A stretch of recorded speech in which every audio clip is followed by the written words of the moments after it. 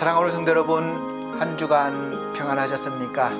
아직까지 여전히 날씨가 아침 저녁으로는 추운 느낌이지만 낮에는 봄이 온 것 같은 그런 느낌입니다. 우리 다 같이 봄을 맞이하는 마음으로, 기쁜 마음으로, 감사한 마음으로 하나님 앞에 감사의 예배를 드리도록 하겠습니다. 다 같이 묵상기도 드리겠습니다.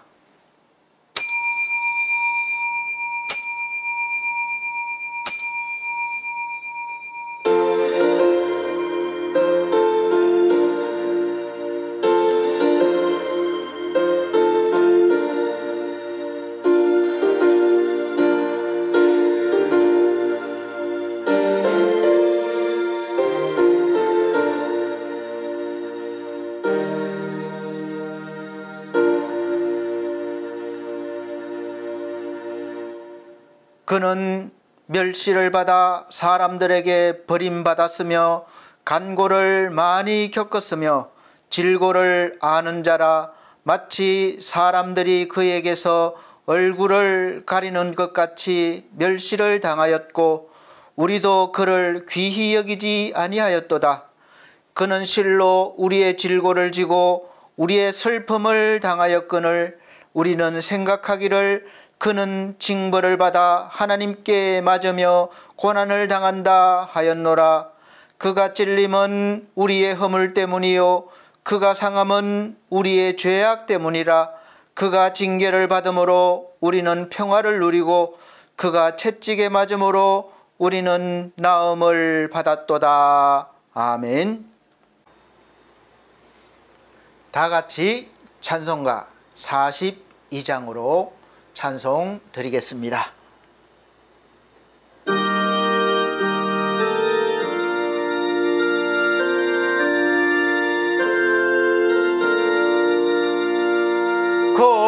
거룩한 주님께 예배를 드리세. 물어볼 걸 고소 영광 돌려 금 같은 순종과 향기로운 겸손을 주님께 바쳐서 경배하세. 주 앞에 삼가서 겸손히 행하면 주 너를 언제나 돌보시래. 말씀엔 위로와 기도엔 응답을 내 갈 길 바르게 인도하리. 주 앞에 설 때에 두려워 말아라. 가난한 노래를 도세래.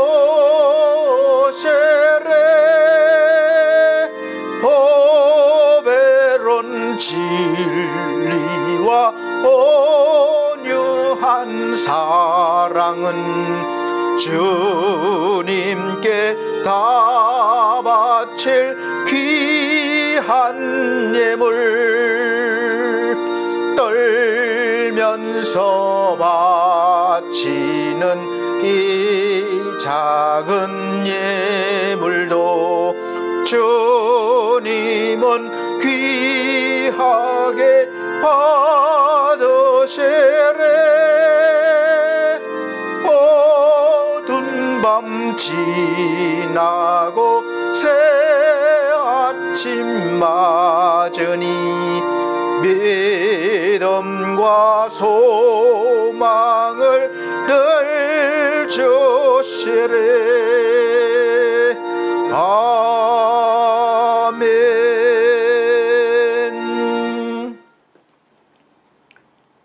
성시교독 교독문 124번입니다. 찬송가 뒤에 교동문 있습니다. 124번 사순절 첫 번째입니다. 제가 한 절, 우리 성도님들께서 한 절 큰 소리로 읽어나가도록 하겠습니다. 내 하나님이여, 내 하나님이여, 어찌 나를 버리셨나이까? 어찌 나를 멀리하여 돕지 아니하시오며 내 신음소리를 듣지 아니하시나이까? 내 하나님이여, 내가 낮에도 부르짖고 밤에도 잠잠하지 아니하오나 응답하지 아니하시나이다. 이스라엘의 찬송 중에 계시는 주여, 주는 거룩하시니이다. 우리 조상들이 주께 의뢰하고 의뢰하였으므로 그들을 건지셨나이다. 그들이 주께 부르짖어 구원을 얻고 주께 의뢰하여 수치를 당하지 아니하였나이다. 나를 멀리하지 마옵소서. 환난이 가까우나 도울 자 없나이다. 악한 무리가 나를 둘러 내 수족을 찔렀나이다. 내가 내 모든 뼈를 셀 수 있나이다. 그들이 나를 주목하여 보고 내 겉옷을 나누며 속옷을 제비 뽑나이다. 여호와여, 멀리하지 마옵소서. 나의 힘이시여, 속히 나를 도우소서. 나를 사자의 입에서 구하소서. 주께서 내게 응답하시고 들소의 뿔에서 구원하셨나이다. 내가 주의 이름을 형제에게 선포하고 회중 가운데에서 주를 찬송하리이다. 여호와를 두려워하는 너희여, 그를 찬송할지어다. 야곱의 모든 자손이여, 그에게 영광을 돌릴지어다. 너희 이스라엘 모든 자손이여, 그를 경외할지어다. 아멘. 다같이 사도신경으로 신앙 고백 드리도록 하겠습니다. 나는 전능하신 아버지 하나님 천지의 창조주를 믿습니다. 나는 그의 유일하신 아들 우리 주 예수 그리스도를 믿습니다. 그는 성령으로 잉태되어 동정녀 마리아에게 나시고 본디오 빌라도에게 고난을 받아 십자가에 못 박혀 죽으시고 장사된 지 사흘 만에 죽은 자 가운데서 다시 살아나셨으며 하늘에 오르시어 전능하신 아버지 하나님 우편에 앉아 계시다가 거기로부터 살아있는 자와 죽은 자를 심판하러 오십니다. 나는 성령을 믿으며 거룩한 공교회와 성도의 교제와 죄를 용서받는 것과 몸의 부활과 영생을 믿습니다. 아멘.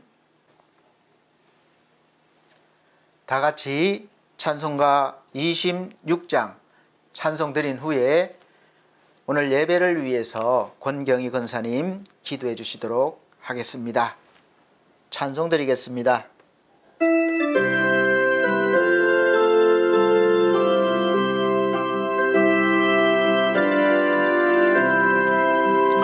구세주를 아는 애들 찬송하고 찬송하세. 맘과 뜻과 힘 다하여 경배드레세. 주를 알지 못한 이들 주가 친히 인도하사 그의 피로 구속하니 찬송 부르세. 약한 사람 도움받아 시험 중에 참게 되니 모든 죄를 해결함은 믿음 뿐이라. 진리 대신 노래 저는 영원토록 변함없네. 성도들아 주를 믿어 길이 섬기세.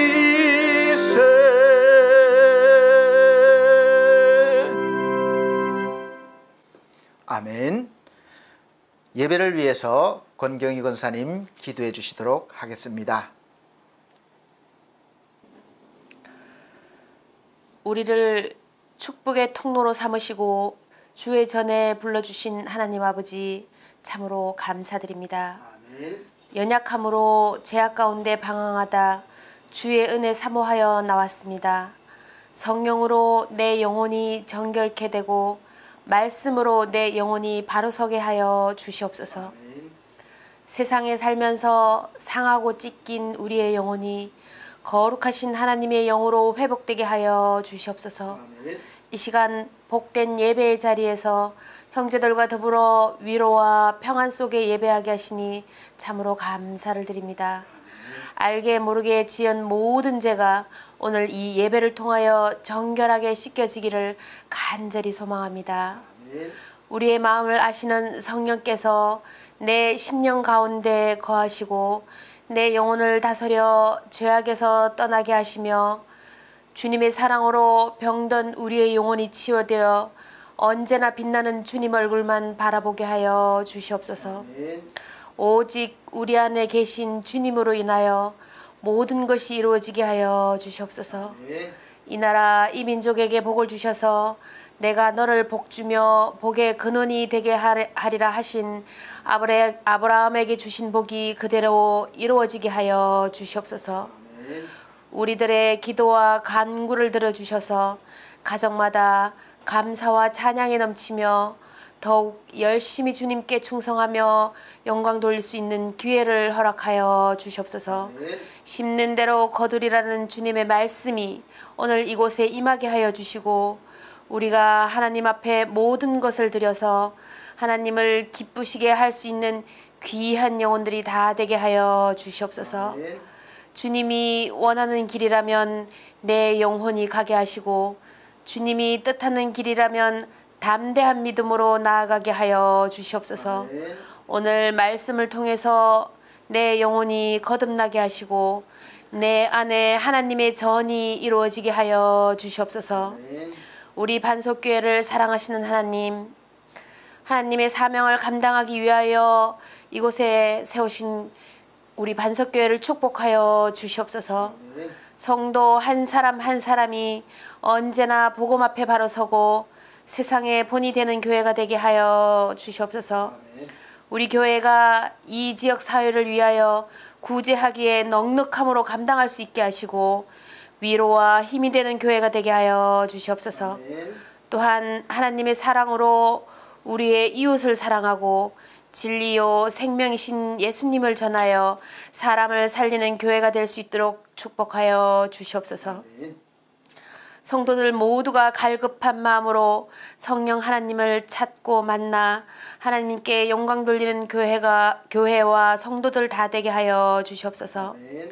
사랑의 하나님, 하나님의 말씀을 증거하시려 오늘도 단위에 세우신 권도영 목사님을 축복하여 주시옵소서. 목사님을 통하여 어떠한 말씀이 증거되든지 그 말씀이 내 안에 살아 역사하여 평생을 그 말씀대로 살게 하시고 하나님의 말씀이라면 항상 순종할 수 있는 귀하고 복된 성도 되게 하여 주시옵소서. 우리 교회가 부흥되게 하여 주시고 우리 교회를 출입하는 모든 성도님들이 복에 복을 받게 하여 주시옵소서. 예배의 시종을 주님께 의탁하오며 거룩하신 예수님의 이름으로 기도드립니다. 아멘.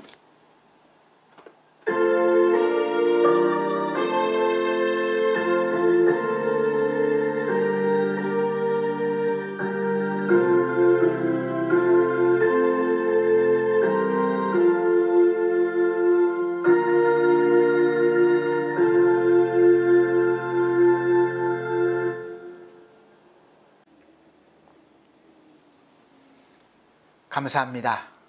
오늘 하나님께서 우리에게 주시는 하늘의 양식, 생명의 양식은 신약 성경입니다. 갈라디아서 3장 13절로부터 14절입니다. 갈라디아서 3장 13절로 14절까지 제가 천천히 읽어드리도록 하겠습니다. 그리스도께서 우리를 위하여 저주를 받은 바 되사 율법의 저주에서 우리를 속량하셨으니 기록된 바 나무에 달린 자마다 저주 아래에 있는 자라 하였음이라.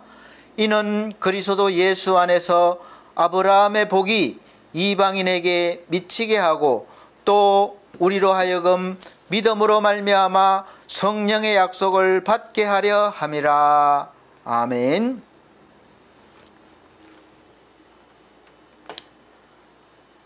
우리 사랑하는 성도 여러분, 한 주간 잘 보내셨습니까?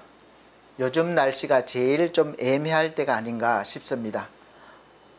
추운가 싶으면 또 더운 느낌도 나고 그래요. 그래서 옷 입고 다니기가 참 결정하기가 쉽지가 않습니다. 그래도 추운 것보다는 따뜻한 게 좋으니까 약간 좀 따뜻한 옷을 입고 다니시면 건강에 도움이 되실 것입니다.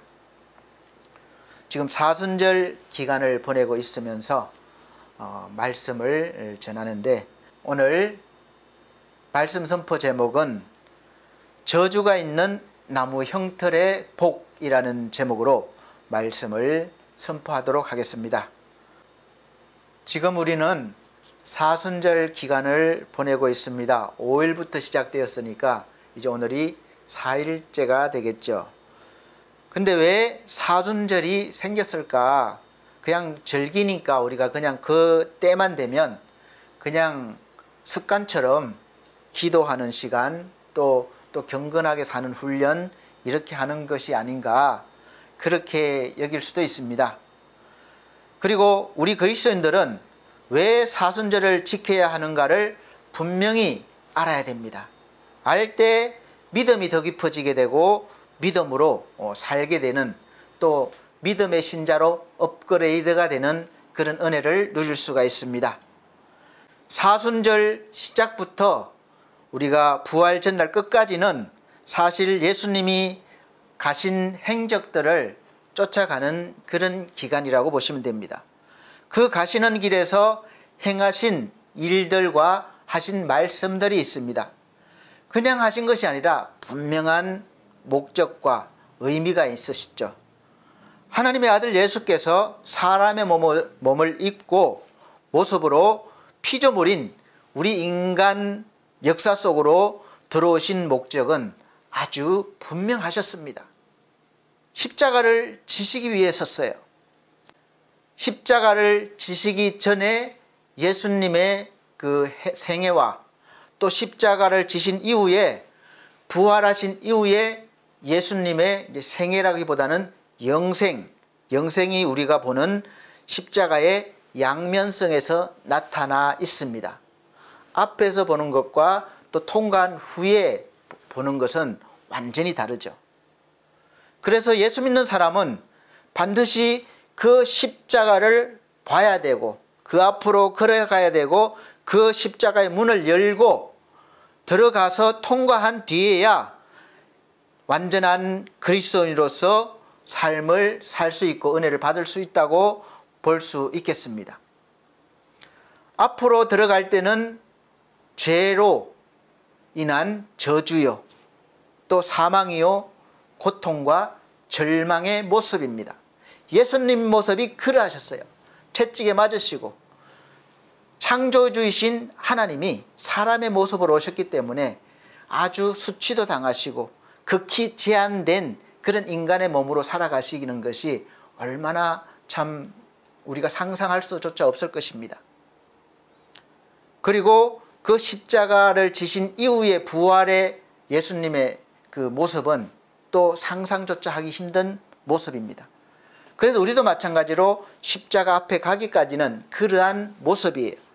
그런데 통과한 뒤로 나올 때의 모습은 우리도 마찬가지로 예수님과 부활의 모습이요, 복이요, 영생이요, 기쁨이요, 자유인 것입니다.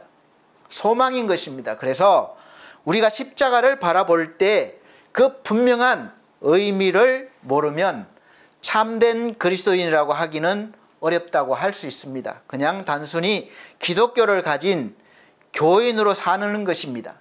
일반 신들과 같이 기복신앙을 가지게 돼요. 내가 무엇인가 열심히 하면 하나님이 나에게 복을 주실 것이다. 이러한 믿음이죠. 어떤 일이 생겼을 때 어떻게 보느냐에 따라서, 관점에 따라서 우리가 상황이 정반대로 이해될 수 있습니다. 그래서 어떤 사람의 우리가 가지는 그 사고와 그런 어떤 관점에 따라서 달라진다는 것이죠. 지금 우리나라 현실이 그렇습니다. 나타나는 정치적인 현실이 그렇죠. 일어난 일에 대해서는 서로 흑과 백처럼 아주 뚜렷하게 나누어져 있어서 우리나라 국민성이 사실은 아주 뛰어남에도 불구하고 더 발전하고 세계 무대에서도 당당하게 힘을 합치면 우리 대한민국의 목소리를 낼 수 있음에도 불구하고 늘 우리가 하나 되지 못해서 늘 주위의 침략을 받고 빼앗기고 죽고 힘들어하며 살아온 우리나라의 그 긴 역사를 볼 때 정말 안타깝기도 하고 한편으로는 정말 답답하기도 하고 화가 나기도 합니다. 그리고 우리가 믿음으로 보면 정말 하나님의 크신 은혜와 돌보심이 아닐 수 없습니다. 이렇게 약한 나라, 더군다나 하나 되지 못한 나라를 하나님이 그 큰 강대국에 쌓여 있어도 지금까지 우리가 당당하게 대한민국으로 자립국가로 그런 나라로 지금까지 이렇게 당당하게 작지만 세계 가운데 서 있다는 것은 놀라운 은혜가 아닐 수 없습니다. 우리나라 역사적으로 고구려, 백제, 신라 각 나라들을 떼어놓고 보면 다 훌륭한 장점이 많은 우리의 민족입니다. 조상들입니다. 그런데 삼국이 서로 싸우느라고 견제하고 싸우느라고 그 힘이 분산되어서 늘 주위 강대국들에게 침략을 당하면서 점점 약하게 된 것이죠. 그 결과로 우리가 일제시대가 있었고 또 6.25 전쟁을 겪고 많은 어려움을 겪고 오늘 여기까지 있는 것입니다. 외세의 침략을 당할 때도 한쪽에서는 끝까지 싸워야 된다는 쪽을 주장하는 그런 파가 있고 또 한쪽에서는 화친을 해서 전쟁을 막아야 된다. 그렇게 나누어져서 힘겨루기가 계속되는 거예요. 그래서 전쟁이 일어난 가운데서도 계속 싸워요. 그래서 왕들을 힘들게 하고 왕권을 지켜내지 못하게 했던 우리의 참 비참한 역사가 얼마나 많이 있습니까? 임금이 다른 나라의 그 왕도 아니에요. 장군 앞에 무릎을 꿇게 되고 그렇게 되는 것이죠. 그럼 어떻게 해야 우리가 서로를 이해하고 받아들여서 이 하나로 뭉칠 수 있을까요? 그리고 과연 그러한 일들이 우리가 살아생전에 나타날 수 있을까요? 가능할까요? 사실 우리가 살아생전에는 그런 일들은 아마 보지 못할 수도 있습니다. 오랜 그 역사 속에서도 보지 못한 건데 우리가 짧은 100년의 인생을 살면서 볼 수 있을까요? 지금까지 우리 역사 속에서 우리나라뿐만 아니라 전 세계 역사 속에서도 그 누구도 이 일을 이룬 지도자가 없었고 나라도 없었습니다. 물론 힘으로 아니면 다른 여러 가지 방법으로 크게는 다른 나라를 자기 나라로 만들 수도 있고 또 회사와 회사가 합병을 해서 덩치를 키울 수도 있습니다. 그러나 그렇게 하나가 되었다고 해서 그 내용까지 내면까지 하나가 된 것은 아닙니다. 그 안에 보면 사실 합치기 전보다 더 많은 문제가 있을 수 있고 또 그런 문제들이 지금은 힘에 의해서 논리나 어떤 것에 의해서 솟아나지 못하지만 그 누르는 힘이 약해지고 논리가 약해지면 금방 솟아올라서 문제가 되는 것이죠. 그래서 분열되거나 힘이 약해질 수 있습니다. 그럼 세상적인 방법으로 되지 않으면 종교적으로 믿음으로 신앙의 힘으로 가능하지 않을까요? 우리가 종교를 믿으면 착해지고 또 용서하게 되고 많이들 그렇잖아요. 물론 뭐 우리 기독교뿐만 아니라 다른 타 종교도 다 선하게 살라고 그러고 또 죄짓지 말라고 합니다. 사랑하는 성도 여러분, 과연 그렇게 할 수 있을까요? 우리가 종교가 하나가 되면 할 수 있겠습니까? 우리가 성경에서 믿음의 아비, 조상이라고 하는, 열국의 아비라고 하는 그런 대표적인 인물로 아브라함을 볼 때, 아브라함도 그 가정에서 조카와 하나 되지 못하고 결국은 내가 좌하면 나는 우하고 내가 우하면 나는 좌하리라, 이렇게 먼저 선택할 기회를 주었고 갈라질 수밖에 없었습니다. 왜냐하면 자꾸 재산이 많아지면서 자기들은 아니지만 밑에 종들이 다투기 때문에 그런 일들이 있었습니다. 이처럼 우리가 사는 세상에는 무수히 많은 종교가 있지만 사실은 같은 종교를 가지고 같은 신을 믿으면서도 그 안에서도 많은 종파가 갈라졌고 나뉘어졌고 또 서로 다투기도 하고 갈라서기를 반복하고 있는데 어떻게 우리 인간의 힘으로 하나가 될 수 있겠습니까? 우리가 하나가 된다는 소망은 그냥 소망일 뿐이라는 것을 알아야 됩니다. 그런데 우리 인간이 그렇게 간절히 바라던 그 소망을 저 멀리 있는 아름다운 무지개를 쫓는 것이 아니라 정말 내 손에 잡혀지는 그런 현실을 맞이하게 되는 놀라운 역사적인 사건이 생겼습니다.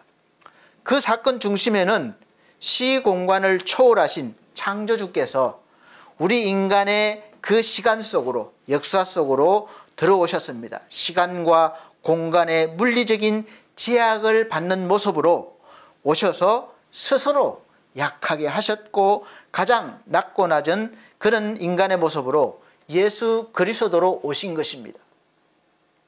그 사건 이후로 우리 인류 역사는 그 사건 이전과 이후로 완전히 나누게 되었어요. 그래서 우리가 주전 BC, 주후 AD 이렇게 주님 오시기 전과 후로 역사가 나누게 된 것이죠. 그리스도의 탄생 전, 그리스도의 탄생 후 이렇게 나누어졌습니다. 여기서 보듯이 예수 그리스도의 탄생이 역사의 정점이자 전환점이 되고 있는 것입니다. 흩어짐의 저주를 하나됨의 복으로 주시기 위해서 또 사망의 역사 속에서 생명의 역사로 전환점을 이루시기 위해서 오신 것이죠. 창조주이신 하나님께서 우리 피조물의 인간 역사 속으로 들어오신 아주 놀라운 그런 사건 중에 사건이기 때문에 역사가 그렇게 나뉘어진 것입니다. 사망에서 생명으로 우리 인류를 살리시기 위해서 또 우리와 같은 사람의 몸으로 오셔서 우리가 인간으로 당할 수 있는 모든 것을 대신 감당하시면서 우리가 짊어질 그 저주의 나무 형틀인 십자가를 대신 져 주신 것입니다. 그 나무 형틀, 저주받은 자들이, 가장 악한 자들이 재판받고 죽어야 될 그 장소가 십자가 형틀이에요. 거기 내가 달려야 될 텐데 예수께서 나 대신에 달려주셨다는 것이 바로 십자가 사건입니다. 우리 인류 역사에 있어서 가장 핵심적인 사건인 이 십자가에서 일어난 사건을 통해서 우리는 십자가의 그 이면에 있는, 끝이 아니라 이면에 있는 그런 엄청난 복을 발견할 수 있어야 합니다. 앞에는 죄요, 저주요, 형벌이요, 사망입니다. 근데 그 뒤에는 의요, 영생이요, 또 복이죠. 그래서 동시에 존재하는 것입니다. 십자가는 저주와 복, 사망과 생명, 현세와 내세를 이렇게 어떻게 우리가 바라보고 믿느냐에 따라서 그 한 사람의, 우리 인류의 인생이 또 역사가 달라지게 되어 있습니다. 십자가는 우리가 알다시피 본래가 부끄러운 것입니다. 사람을 죽이는 형틀이에요. 이 야만스러운 물건에는 피와 오물이 범벅이 될 수밖에 없습니다.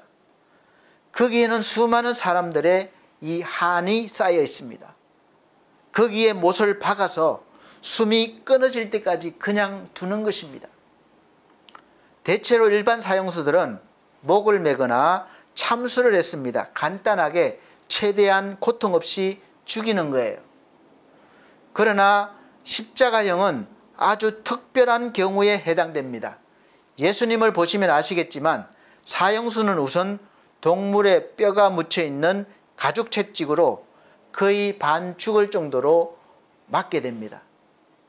그래서 한 번 맞을 때마다 이 뼈가루 때문에 이 골이 살점이 뜯겨나가서 골이 파이는 거예요. 생각해 보십시오. 얼마나 끔찍한 형벌입니까? 아마 맞을 때 수없이 기절도 하고 또 회복도 깨어나고 그렇게 반복할 수도 있습니다. 그리고 난 뒤에 매가 그치면 조금 기운이 회복되면 이제 그 온몸이 다 찢긴 상태로 자기가 죽어야 될 그 나무 형틀 십자가를 치고 죽을 장소까지 걸어가야 됩니다.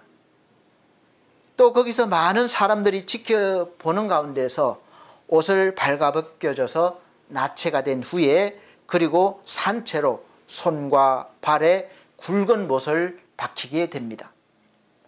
그렇게 아주 처참하게 죽어가는 장소가 바로 십자가입니다. 십자가는 이렇게 원한과 정오의 저주의 형틀이었어요. 그때 당시에 가장 악한 사람을 죽이는 방법이었습니다. 그런데 왜 예수 그리스도는 죄도 없으신데, 성경에 분명히 죄가 없다고 하셨어요. 죄도 없으신데 그렇게 가장 악한 사람이 달려야 할 그 십자가를 십자가형을 받으시고 그 달리셔야 했는가, 또 자처하셨는가. 이것을 모르면서 교회에 나오면 믿음은 헛것이 될 수가 있습니다. 우리가 믿는 것은 기분이 아니에요. 십자가를 보면 뭔가 뭉클하고 뭔가 그런 것이 아닙니다. 교회에 나오면 괜히 기분이 허무하다든지 편안하다든지 아니면 슬퍼진다든지 이런 기분적인 것이, 감정적인 것이 아닙니다. 물론 분명한 지식이 있어서 그럴 수도 있어요. 그건 자연스럽습니다. 그런데 내용을 알지도 못하면서 그냥 그런다는 것은 제대로 된 믿음이 아니죠. 그냥 자기의 감정입니다. 십자가의 의미가 확실하게 될수록 신자의 능력도 많아지게 됩니다. 세상에서는 질서를 위해서 법이 있고 또 경찰이 있고 경찰에 의해서 잡히면 또 심판을 받고 들어가야 될 감옥이 있습니다. 개인적으로도 자기에게 해를 준 사람을 아주 무섭게 우리가 싫어하고 미워하죠. 하물며 하나님을 향하여 지은 그 범죄야말로 더할 나위 없습니다. 아담과 하와가 아주 나쁜 짓을 하고 죽을 죄를 짓고 우리가 보기에 그런 것이 아니라 단순히 하나님의 말씀, 그것을 어긴 것이죠. 가벼이 볼 수 있습니다. 그런데 그 불순종 한 번으로 영원한 생명을 잃었고 영원한 복을 잃었고, 그래서 저주가 들어오고 사망이 들어오고 절망과 고통 가운데 그렇게 살다가 죽어갈 수밖에 없는 인생이 되었고, 그 한 사람을 위해서 우리 온 인류가 오염이 되어서 계속 그렇게 될 수밖에 없는 것입니다. 지금까지. 그래서 우리가 원죄가 그래서 생겨난 거예요. 이것을 해결하지 않으면 답이 없는 거죠. 이것은 영원한 것입니다. 그래서 아주 무섭도록 우리가 그 십자가를 직시해야 됩니다. 사람과도 원수가 되면 무서운 일인데 우리가 하나님과 원수가 되고 무슨 좋은 일이 복받기를 기다리고 생기겠습니까? 우리 인간에게 당하는 것도 무서운 일인데 안 보이는 하나님과 원수가 되어서 우리가 어떻게 살아갈 것입니까? 모르니까 그냥 즐겁게 사는 거예요. 시집가고 장가가고 뭐 웃고 그렇게 사는 거예요. 알면은 그렇게 살 수가 없습니다. 세상의 어떤 무서운 일도 단지 영원한 고통의 그림자일 뿐이에요. 수시로 일어나는 일들이 그림자로 하나님이 보여주시는 거예요. 맛보여 주시는 겁니다. 그 저주의 삶이 모든 분야에 늘 폭풍 전야같이 늘 검은 구름이 지금 몰려오고 언제 나에게 닥칠지 몰라요. 그래서 아무리 없어도 우린 늘 뭔가 모르게 불안한 것입니다. 두려운 것입니다. 그래서 그 두려움을 없애기 위해서 술도 마시고 오락도 하고 그렇게 되는 것이죠. 십자가는 죄 지은 인간이 당할 것이 무엇인지를 분명하게 보여줍니다. 십자가형이 비참할수록 우리 인간의 운명도 그렇다는 것을 알아야 됩니다. 성경을 자세히 보세요. 사람이 왜 죽습니까? 바로 죄값이라고 분명하게 성경은 말씀하고 있습니다. 그래서 동시에 죄 없으신 하나님의 아들이 죄 많은 인간들을 위해서 대신 죽음을 주심으로 그 목숨값을 주셨다는 것이죠. 갚아주셨다는 거예요. 내가 죽어야 될 그 목숨값을 대신 죽어주셨다는 것이에요. 그가 인간이 당할 모든 저주를 자기 몸에 짊어지셨습니다. 하나님의 원수에게 퍼부어질 무서운 형벌을 친히 자기가 다 받으신 것이죠. 그리고 하나님은 기꺼이 하나밖에 없는 아들 예수 그리스도에게 저와 여러분 전 인류가 당할 모든 저주와 사망을 다 대신 짊어지게 하셨고 막지 않으셨고 그 일을 하시는데 거기에서 십자가에서 구원해 주시지도 않으셨습니다. 죽음까지 그렇게 허락하신 거예요. 그래서 예수께서 너무나 고통스러워서 사람의 모습으로 오셨기 때문에 똑같이 고통을 느끼시고 감정도 있으신 것입니다. 그 너무나 고통스러워서 하나님을 향하여 외쳤습니다. 엘리 엘리 라마 사박다니 이렇게 외쳤습니다. 이것이 어떤 뜻입니까? 마태복음 27장 46절 보면 제9시점에 예수께서 크게 소리질러 이르시되 엘리 엘리 라마 사박다니 하시니 이는 곧 나의 하나님 나의 하나님 어찌하여 나를 버리셨나이까 하는 뜻이라. 아멘. 이렇게까지 힘들어 하셨는데 우리는 단지 예수 믿으면 구원받는다는 말을 너무 쉽게 받아들이고 누리려고 하는 거예요. 구원의 값을 너무 쉽게 생각하는 겁니다. 그리고 구원을 받았다고 하면서도 그 구원의 가치를 제대로 알지 못한 채로 다시 세상 사람처럼 살아가고 있는 것이죠. 십자가의 그 고통 속에서도 예수 그리스도는 말씀하고 있습니다. 내가 다 이루었다. 오신 목적을 다 완성하셨다는 겁니다. 오신 목적이 무엇입니까? 나를 살리려고, 영원한 생명을 주시려고, 저주에서 구원하시려고, 죄에서 구원하셔서 의를 주시려고 오시는 것이죠. 그걸 다 하셨다는 거예요. 십자가를 통해서. 십자가 딱 그 한 사건이 아니라 예수님의 생애를 통해서 십자가까지 하시면서 부활까지 다 이제 이루신 것이죠. 그리고 난 다음에 이제 지금 이 내가 한 모든 것은 다 너를 위해 한 것이다. 이것이죠. 내가 너 대신에 내가 당하는 것이다. 내가 내 모든 죄의 값을 다 치루었다. 무서운 지옥도 내가 담당했다. 자, 이 선물을 이제 내가 믿고 받아들이겠느냐? 이것이 복음이에요. 나는 아무것도 한 것이 없습니다. 그냥 예수님이 다 하셨어요. 그리고 그것을 나에게 주시는데 믿고 받겠느냐? 사실 너무 쉽지 않습니까?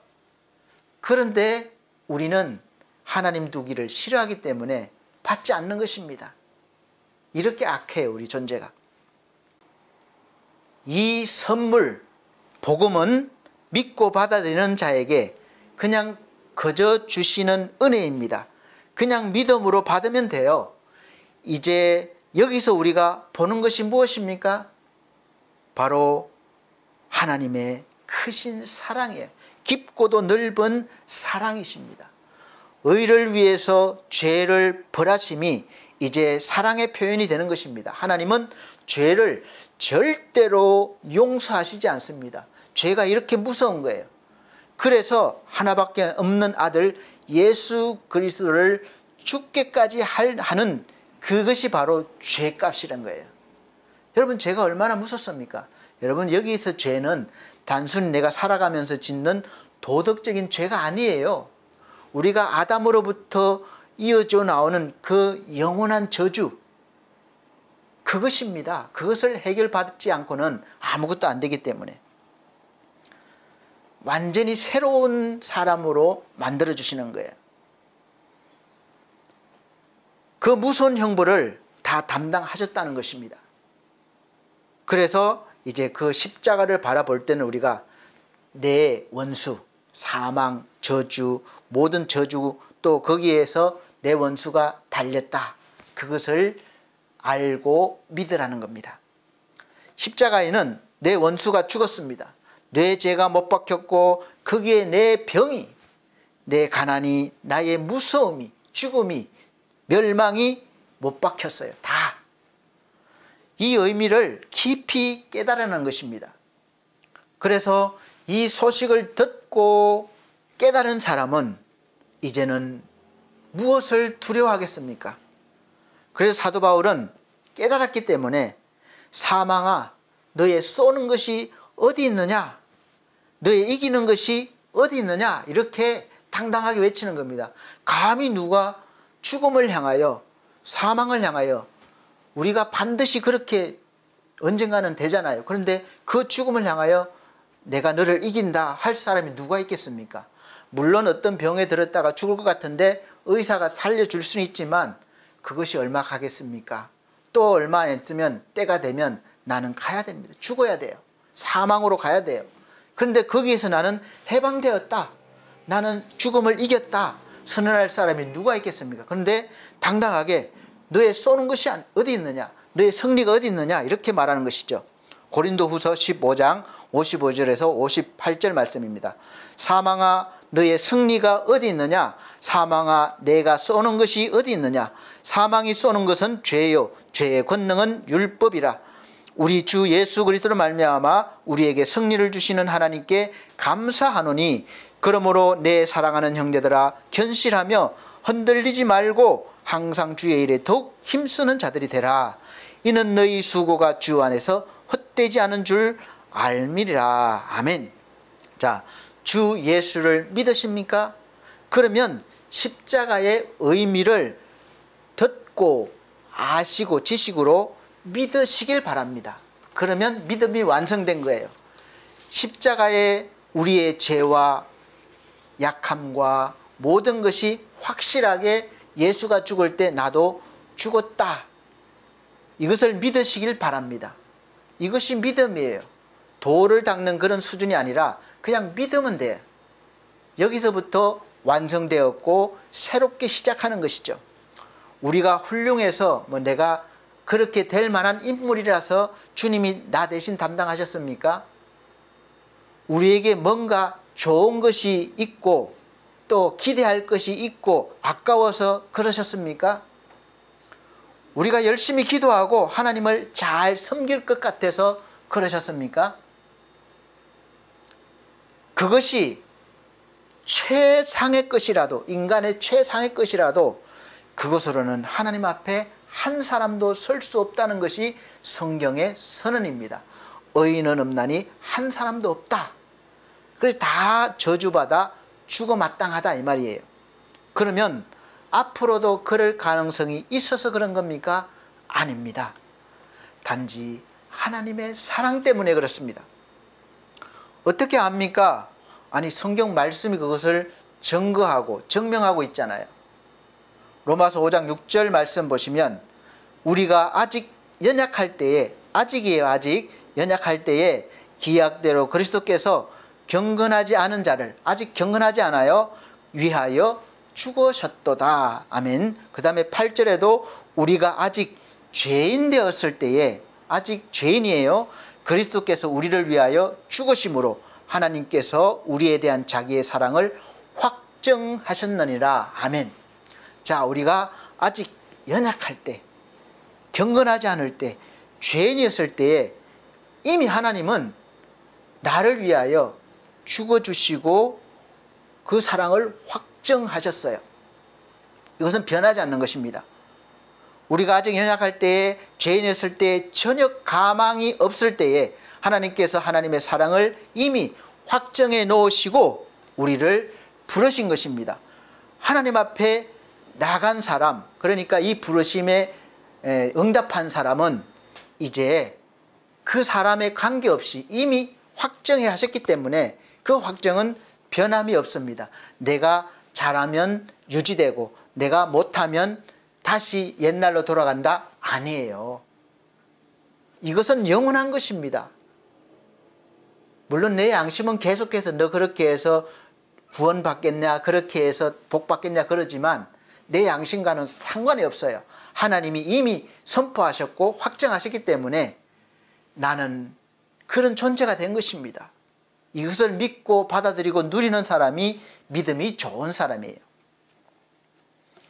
그래서 지금 우리가 신자다운 신자가 아닌 것 같고 또 집사다운 신자가 아닌 것 같고 권사 장로다운 신자가 아닌 것 같고 목사다운 신자가 아닌 것 같아도 여전히 하나님께서 우리에게 하나님의 사랑을 확정해 놓으신 것은 변함이 없으시고 다시 화가 나서 돌이키셔서 저주하시지도 않으실 것을 믿으시길 바랍니다. 할렐루야. 물론 구약에서는 그렇게 하셨어요. 징계도 하시고 또 불순종하면 벌도 주시고 잡혀가기도 하시고 고통 주셨습니다. 그러나 하나님은 버리신 것이 아니에요. 깨닫게 하시고 다시 돌이키기 위한 것입니다. 근데 신약에 와서는 이제 아예 확정하신 것을 아예 죄송합니다. 하나님께서 스스로 예수가 되셔 오셨고 그 예수께서 영으로 성령으로 아예 우리에게 내주하셔서 늘 함께 계신다는 거예요.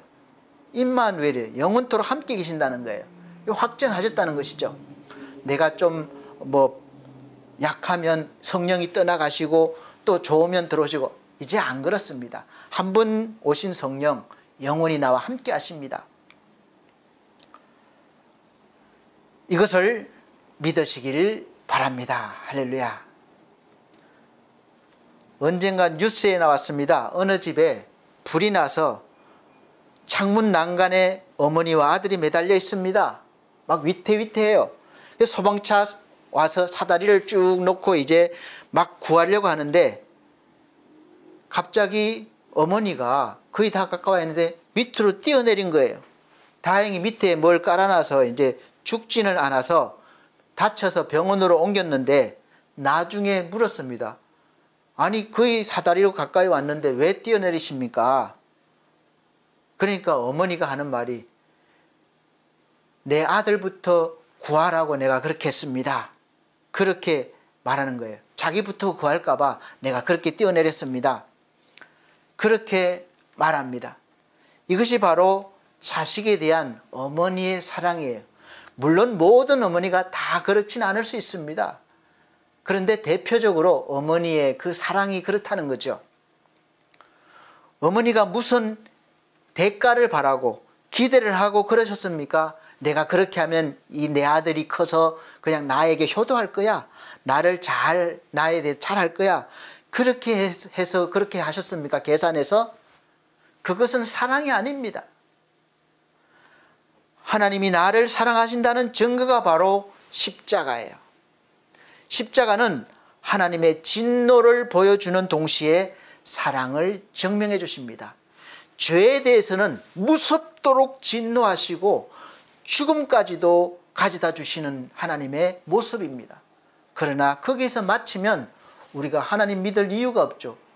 그냥 어차피 죽고 영원하게 끝나는데, 그런데 우리가 하나님을 믿는 이유가 무엇입니까? 그 십자가 뒤에 있는 하나님의 깊어진 사랑과 우리에게 복 주시려는 그 은혜, 사랑이 있기 때문에, 알기 때문에 기꺼이 십자가 앞으로 가고 그것을 감당하고 그 뒤에 있는 하나님의 은혜를 받게 되는 것이죠. 그 동시에 이걸 증명해 주십니다. 그래서 십자가는 저주만 있는 것이 아니라 하나님의 사랑의 표현입니다. 진노가 있는 것이 아니라, 진노만 있는 것이 아니라 또 살리시려는 그런 사랑이 있죠.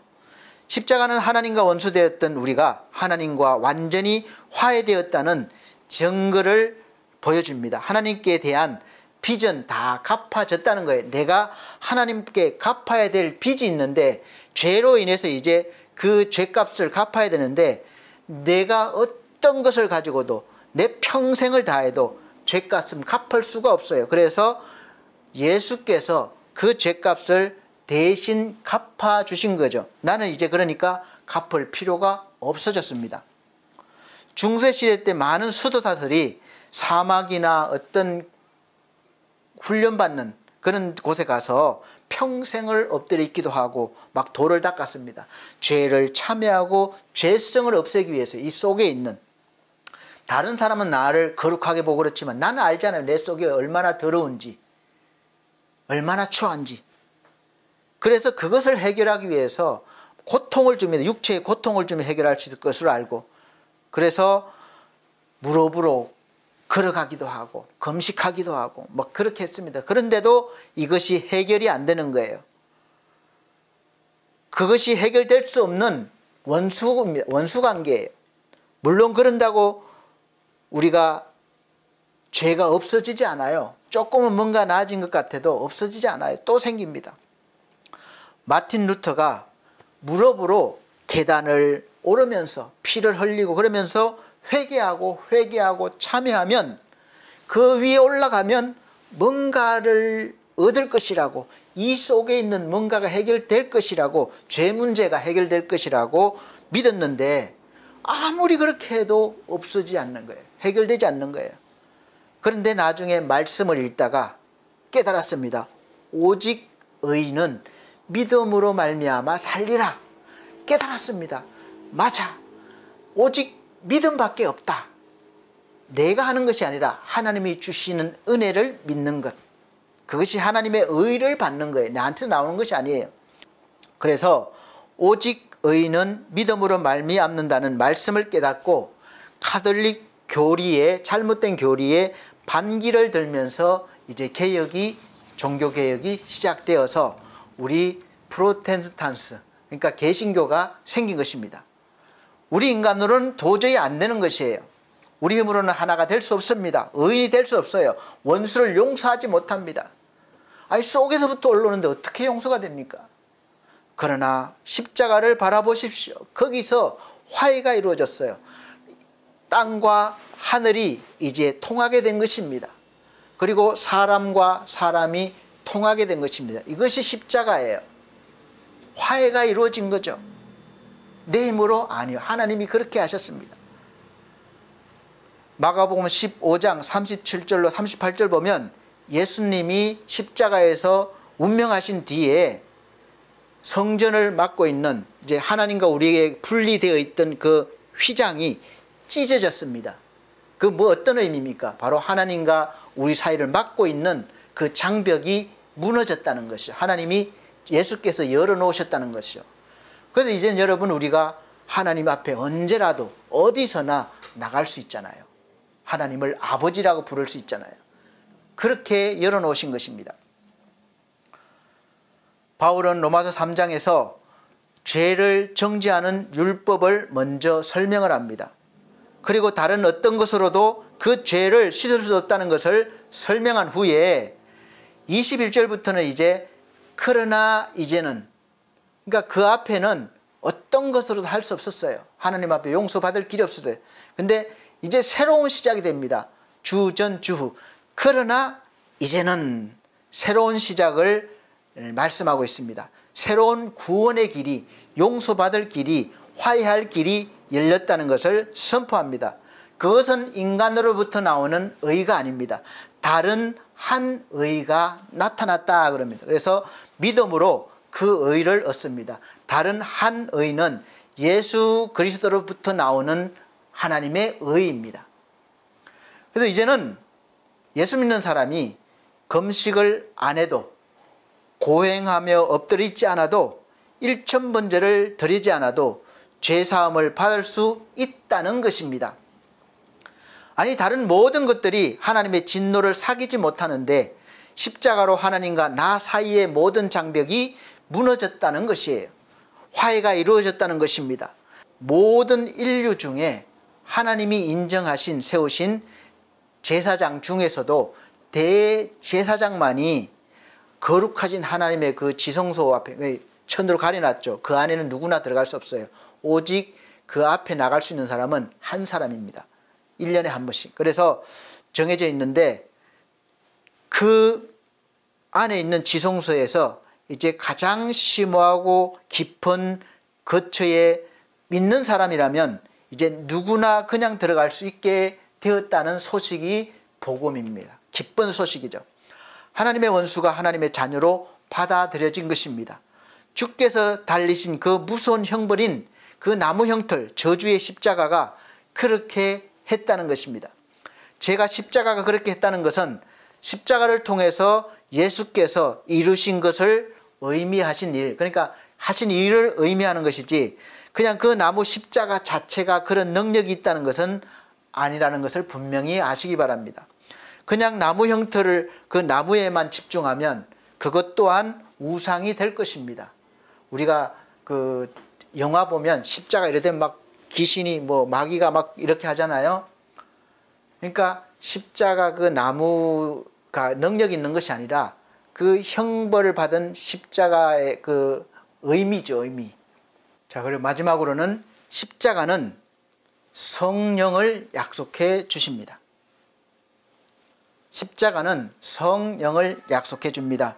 믿기만 하면 십자가의 모든 공로가, 예수께서 이루신 모든 공로가 바로 나의 것, 우리의 것이 된다는 것입니다. 그래서 성령이 우리 안에 들어오심으로 그렇게 완성되었습니다. 그래서 오래전에 이사야 53장 5절 말씀에는 그렇게 말씀하고 있습니다. 아직 오시지도 않은 예수님을 예언했는데 그가 찔림은 우리의 허물 때문이요 그가 상함은 우리의 죄악 때문이라. 그가 징계를 받음으로 우리는 평화를 누리고 그가 채찍에 맞음으로 우리는 나음을 받았도다. 아멘. 이미 그가 이렇게 하셨기 때문에 우리가 자유케 된 것이죠. 그래서 로마서 8장 37절에 39절 말씀에는 확신하는 것입니다. 이제 우리는 십자가로 인해서 지옥에서 면제된 사람이에요. 우리는 절대로 멸망당하지 않을 사람입니다. 모든 저주에서 해방되었기 때문에 그렇습니다. 그러나 우리가 살아있는 동안 마귀는 우리의 생명이 끝나는 날까지 나의 부족함을 계속 고발하고 있습니다. 너는 엉터리야. 그렇게 해서 구원받겠냐? 기도가 부족해. 그래가지고 복을 받겠냐? 하나님이 너를 돌보지 않는다. 이 상황을 봐라. 네가 죄 때문에 그랬어. 죄 때문에 이렇게 사는 거야. 욥에게 외쳤던 그 친구들의 외침이 우리에게도 그렇게 오고 있습니다. 너 혼자 그런다고 누가 알아주겠냐? 그냥 적당히 해, 적당히. 너는 절대 승리하지 못해. 그러나 여러분 두려워하지 마시기 바랍니다. 십자가가 그 약함과 악함을 막아주고 하나님의 강함을 줍니다. 그래서 십자가는 우리 인간의 근본적인 문제를 해결해 주셨습니다. 그리고 내 안에 이제는 성령이 임하셨고 성령으로 말미암아 십자가에서 주님이 행하신 일은 모두가 나의 것이 이미 되었음을 확정하는 것입니다. 이것을 믿는 것이 바로 믿음이에요. 온갖 더러움의 나무 형들의 십자가가 이제 믿음으로 주님을 영접한 사람에게는 더 이상 이제 앞의 모습이 아니라 뒤의 모습, 저주가 아니라 하나님의 축복이요 사랑이요 영생임을 믿으시길 바랍니다. 성도 여러분에게 지금 이 순간 하나님의 사랑과 축복이 이미 여러분 속에 심겨졌고 자라나고 있습니다. 열매를 거둘 것입니다. 그렇다면 이제 우리도 주님처럼 아무리 십자가를 가는 과정이 고통스러워도 힘들어도 아무리 모욕적인 순간이 와도 절대로 십자가의 길을 포기한다든지 십자가에 달려서 내려오는 그런 일이 있어서는 안 됩니다. 주님께서 힘들었다고 내려오셨으면, 다른 길로 가셨으면, 다른 방법을 택하셨다면 우리는 여전히 구원받지 못한 자요, 저주 가운데 있는 자요, 지옥으로 갈 그런 운명인 것입니다. 우리도 지금 내가 지고 있는 십자가를, 그래서 나에게 주어진 삶을 벗어버리면 실패하는 것입니다. 각자에게 주어진 삶이 있고 인생이 있습니다. 지금 현재의 내 삶이 바로 내가 져야 될 십자가예요. 십자가를 지고 나를 따르라. 그래서 주님 말씀하신 것입니다. 지금 나에게 교회나 가정이나 사회에서 주어진 직분과 환경과 모든 인연들이 내 삶이 내가 감당해야 될 십자가입니다. 그래서 우리가 힘들어도 주님과 함께 지기 때문에 할 수 있고 이미 승리한 것을 우리가 이제는 누릴 수가 있습니다. 이 십자가 뒤에는 모든 것을 이기고 승리의 노래를 부를 수 있는 부활의 기쁨이 있기 때문에 그렇습니다. 다 주님이 실패한 것인 줄 알았어요. 죽었잖아요. 사망이면 끝나잖아요. 마귀도 사람도 우리도 끝났다고 생각했습니다. 실패했다고 생각했습니다. 그러나 3일 뒤 주님은 그 사망 권세를 깨뜨리시고 부활하셨습니다. 할렐루야. 그래서 그 부활하심을 통해서 영원한 생명과 영원한 복락과 하나님의 자녀됨과 이런 복들을 우리에게 주신 것이죠. 그래서 우리가 이 부활의 기쁨에 참여한 저와 여러분 그리스도인들은 이제 하나님 안에서 하나가 된 것입니다. 화해가 이루어졌기 때문에 그렇습니다. 그리고 이 하나됨은 하나님께서 우리를 하나로 하나님의 가족으로 여겨준다는 뜻이지, 우리가 인간적으로 하나가 된다는 것은 아니에요. 우리가 하나님을 믿고 주 안에 있지만 여전히 우리가 육을 입고 있기 때문에 이 땅에서 살아있는 동안에는 옛사람의 그 그늘에서 완전히 벗어나지 못합니다. 습관적으로 행하게 돼 있어요. 그래서 늘 이 영적인 싸움이 일어나는 것입니다. 그러나 이 영적인 싸움을 통해서 우리는 계속해서 자라고 자라 알에서 벌레가 되고 벌레에서 번데기가 되고 번데기에서 아름다운 나비가 되듯이 우리의 이 부활의 씨도 자라고 자라서 예수 그리스도의 장성한 분량이 충만한 데까지 이르게 될 것입니다. 이것을 믿으시길 바랍니다. 그래서 분명 지금 우리가 그렇게 자라고 있음을 믿으십시오. 저와 여러분들도 이러한 과정을 다 지나고 나면 주님 다시 오실 때에 영광스러운 부활에 참여하게 될 것임을 확신하시고 늘 믿음 변치 않으시길 바랍니다. 이 영광스러운 모습이 우리의 마지막 모습이요, 또 그 마지막 모습은 영원으로 이어질 것입니다. 그러므로 우리 사랑하는 성도 여러분, 주께서 걸어가신 그 고난의 길, 순례자의 길, 저와 여러분들도 오늘 하루 또 한 주간 우리 인생 가운데 나에게 주어진 삶 속에서 그 십자가를 끝까지 잘 감당하셔서 당당히 우리 주 예수와 함께 승리하셨다고 선포하시고, 또 앞으로 다가올 부활의 날을 위해서 기쁨의 노래를 부르시고 하나님께 찬송과 영광을 올려드리시기를 예수 그리스도 이름으로 기원드립니다. 기도드리겠습니다. 하나님, 우리에게 영원한 생명을 주시고 사망과 모든 고통과 질고를 이기게 해 주셨습니다. 이제 그 은혜를 받은, 사랑을 받은 우리가 날마다 확인하고 또 확인하여 모든 악 가운데, 모든 죄 가운데, 모든 저주 가운데에서 벗어난 자로서의 삶을 당당하게 살아 하나님의 영광이 되고 찬송이 되게 하여 주시옵소서. 감사드리며 예수 그리스도 이름으로 기도하옵나이다. 아멘. 감사합니다. 이 시간은 정성껏 준비하신 헌금 드리는 시간입니다. 다 같이 헌금 찬송 144장 찬송 드리시면서 준비하신 헌금 드리도록 하겠습니다.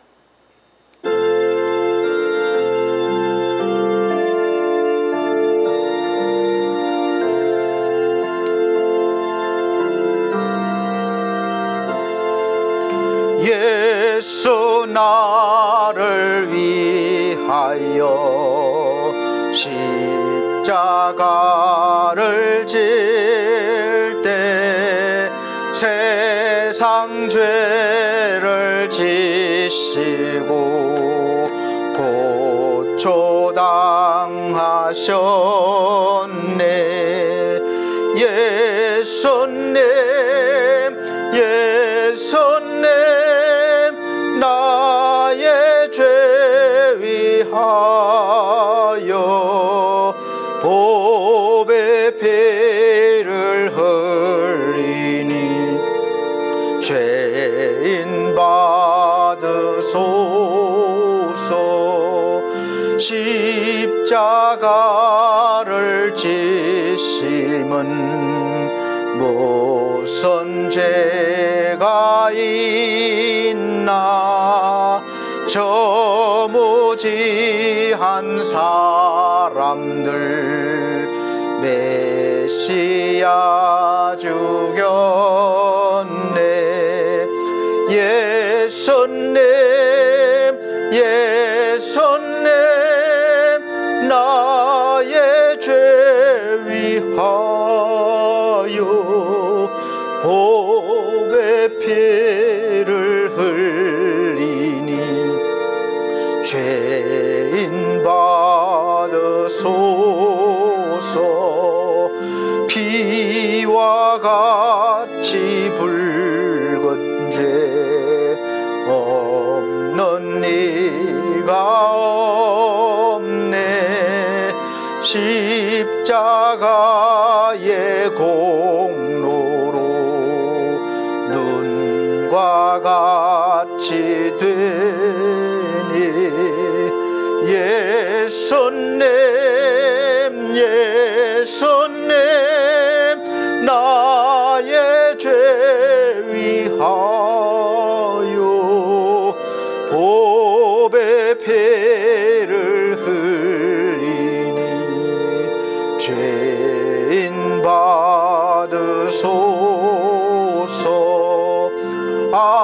아름답다 예수여 나의 좋은 친구.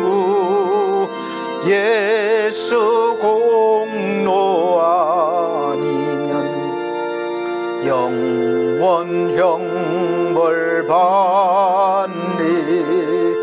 예수님 예수님 나의 죄 위하여 보배 피를 흘리니 죄인 받으소서. 아멘.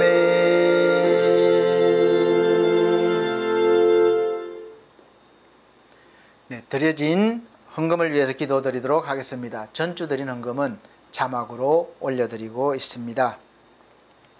사랑이 많으신 우리 아버지 하나님, 하나님의 은혜 너무나 감사합니다. 모든 것이 하나님 것임을 고백드리고 하나님으로부터 나옴을 고백드리며 10의 1조를 구별하여 하나님 앞에 드립니다. 믿음의 고백입니다. 우리 하나님 또한 늘 감사한 마음이 있어 하나님께 감사 헌금 드렸습니다. 그 마음의 표현을 하나님 받아 주시옵소서. 또 생명을 구원하기 원하는 마음으로 선교 헌금 드립니다. 우리 하나님 받아주시고 우리가 가는 곳마다 복음을 전하는 곳마다 영원의 영생을 얻는 우리 영혼들이 많아질 수 있도록 도와주시고 은혜 베풀어 주옵소서. 또 아버지 하나님 이모저모로 드린 귀한 손길들이 있습니다. 마음들이 있습니다. 받아주시고 하늘의 복으로 땅의 복으로 풍성히 채워 주옵소서. 예수 그리스도 이름으로 축복하고 기도함나이다. 아멘. 네, 감사합니다. 교회 앞에 교회 소식 전해드리도록 하겠습니다. 오늘 함께 예배드려 주신 모든 분들께 감사드리고 하나님의 은혜가 항상 넘치시기를 예수 그리스도 이름으로 축복합니다. 첫 번째, 2025년도 우리 반석교회 표가 기뻐하고 기뻐하는 삶입니다. 빌립보서 4장 4절 말씀입니다. 두 번째, 매주 주일 오전 11시 예배를 현장 예배와 영상 예배로 드리고 있습니다. 꼭 동참해 주시고 오시지 못하면 계신 곳에서 미리 준비하시고 예배를 드려 주시길 바랍니다. 세 번째, 우리 성도들의 가정과 직장과 사업을 위해서 기도해 주시기를 바랍니다. 또 우리 몸과 또 마음과 영이 약한 성도들을 위해서 기도해 주십시오. 건강 회복과 믿음 회복을 위해서 기도해 주시고, 특별히 지상중 청년을 위해서 계속 기도해 왔는데, 또 청년과 또 우리 가족들, 그리고 우리 사랑하는 권만섭 성도님, 그리고 천성중앙교회 담임 목사님을 위해서 기도해 주시길 바랍니다. 그리고 반석 미디어 홈페이지를 잘 이렇게 만들어 놨는데 함께 꾸며가야 됩니다. 함께 또 협력해 주시고 함께 할 사람 위해서 기도해 주시고, 또 엘피서 재가복지센터를 위해서 기도해 주시길 바랍니다. 운영과 또 수급자 어르신들과 가족분들, 요양보호사 선생님들과 가족분들 구원을 위해서 기도해 주시고, 또 많이 하나님께서 보내달라고 기도해 주시길 바랍니다. 또 엘피스 홈케어 사업을 위해서 기도해 주십시오. 하나님의 기업이 되게 해달라고, 형통케 해달라고 기도해 주시기를 바랍니다. 그리고 처음부터 지금까지 계속해서 모든 이 홈페이지 운영이나 제작에 관여해 주시고 또 신경 써주시는 디온 김성곤 대표님께 감사드리고, 또 가정과 사업이 형통케 되고 하나님의 은혜로 충만케 되기를 축복합니다. 네 번째, 늘 푸른 요양원에서 오후 예배를 인도하고 있습니다. 오후 예배를 인도할 때에 저에게 하나님께서 붙잡아 주셔서 힘을 주시고, 또 말씀을 들을 때에 우리 영혼들이 살아나고 회복되어지고 충만해질 수 있도록 기도해 주시길 바랍니다. 또 원장님과 우리 직원분들을 위해서 기도해 주시기를 바랍니다. 다섯 번째, 나라와 민족을 위해서 기도해 주십시오. 이제 나라가 이제 조금씩 뭔가 해결돼 나가는 그런 분위기인데, 하나님이 원하시는 뜻대로 되달라고 기도해 주시기를 바랍니다. 마지막 여섯 번째는 이제 3월 5일부터 사순절 기간이 이미 시작되었습니다. 경건의 훈련을 잘 하시길 바랍니다. 건강하게 계셨다가 다음 주 건강한 모습으로 뵙겠습니다. 한 주간 믿음으로 승리하시기를 예수 그리스도 이름으로 축복합니다.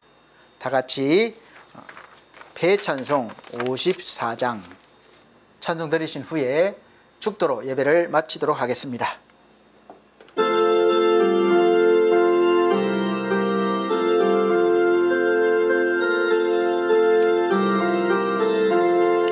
주여 복을 구하오니 편히 가게 하시고, 사람마다 주 은혜로 이기도록 하시고, 광야 같은 세상에서 항상 인도하소서.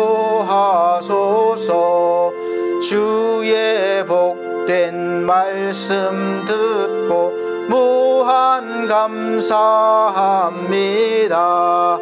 구원받은 주의 성도 열매 맺게 하시며, 하나님이 우리 함께 항상 계시옵소서. 아멘.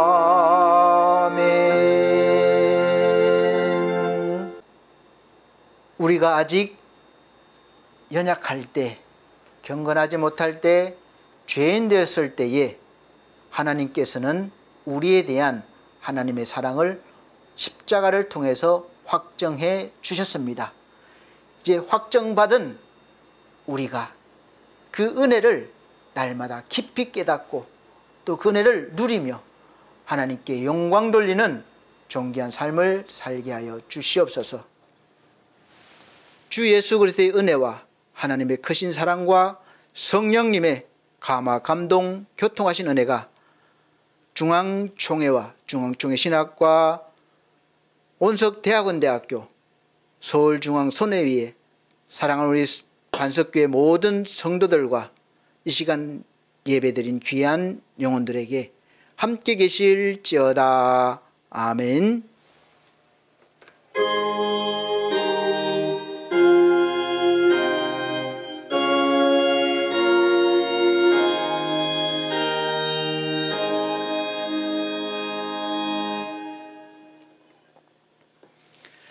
감사합니다. 하나님께 모든 영광 올려드립니다.